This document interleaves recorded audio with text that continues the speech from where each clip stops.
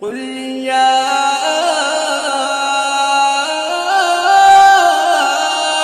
أيها الكافرون لا أعبد ما تعبدون ولا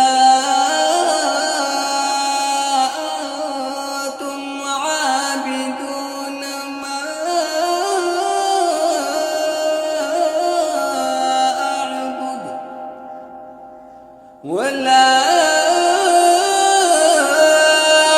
أنا عابد ما عبدتم ولا